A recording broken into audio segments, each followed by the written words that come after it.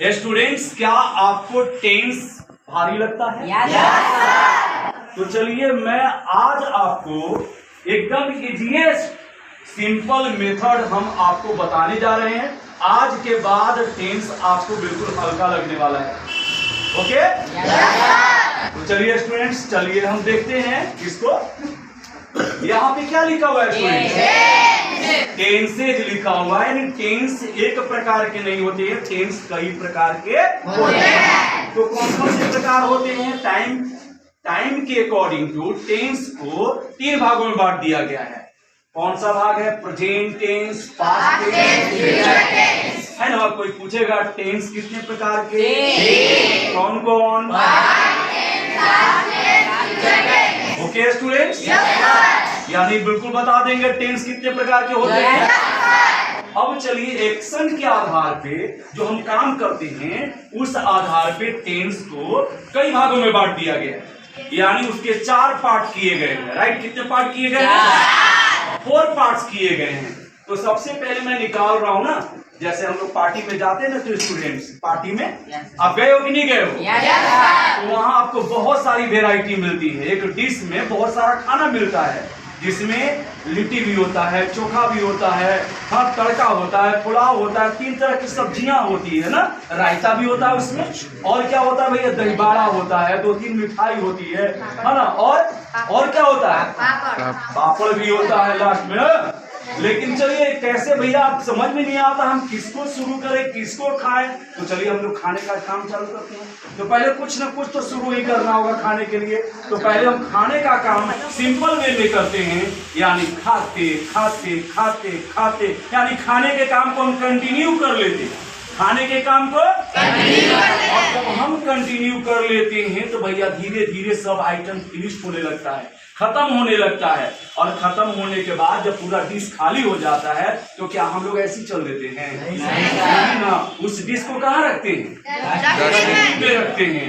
हाँ ना, गिलास जो पी रहे होते हैं उसको भी डस्टबिन में डालते हैं, फिर उसके बाद चल देते हैं, यानी हाथ धोते हैं, पानी पीते हैं, और तब जाके, यानी हमें खत्म करने के बाद भी, एक्शन को परफेक्ट करने के बाद भी, यानी हमें कुछ काम को कंटिन्यू करना होता है। बिल्कुल समझ में आ गया स्टूडेंट्स?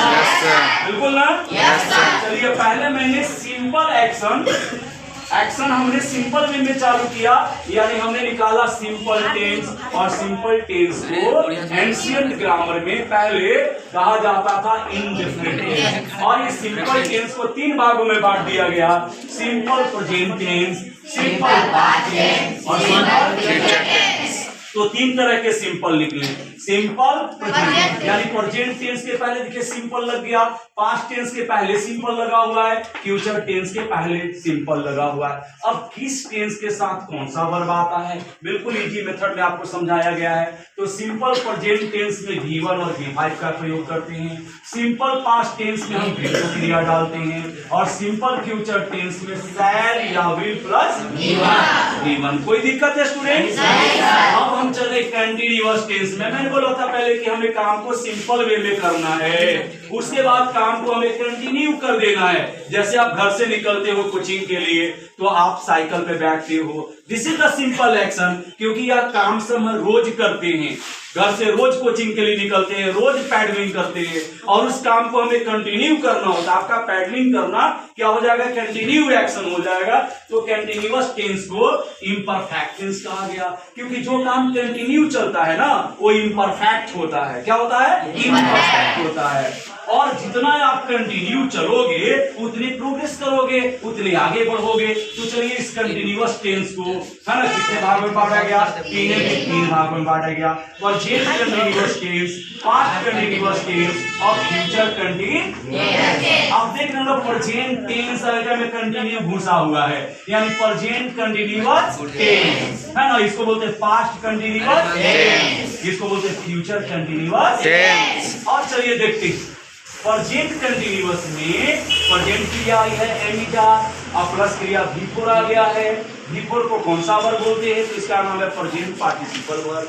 कौन सा है वर्ब? प्रेजेंट पार्टिसिपल वर्ब, है ना।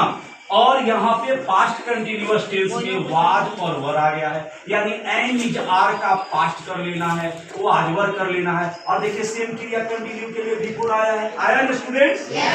और फ्यूचर कंटिन्यूअस टेंस में यानी फ्यूचर की क्रिया आ गई, यानी यहाँ सेल और विल देख रहे हो, यहाँ भी सेल और विल आया है, और सेल और विल के साथ बी जोड़ करके हमने इसे फाइनाइट बनाया है ना, अर्थात इसको क्या बना दिया है, इंडिपेंडेंट बनाया है, और हमने इसके साथ भी बी को जोड़ दिया। तो स्टूडेंट्स पूरा ये समझ में आ गया? चलिए सेकेंड वीडियो में आपको मैं आगे यहाँ से जो बच गया है उसको दिखाने जा रहा हूँ। ओके? अगर ये स्टूडेंट्स ये वीडियो पूरी तरह से समझ में आ गया हो तो एक लाइक तो बनता है, तो प्लीज आप लाइक कर दोगे? Yes sir. और फॉरवर्ड भी करोगे? Yes sir.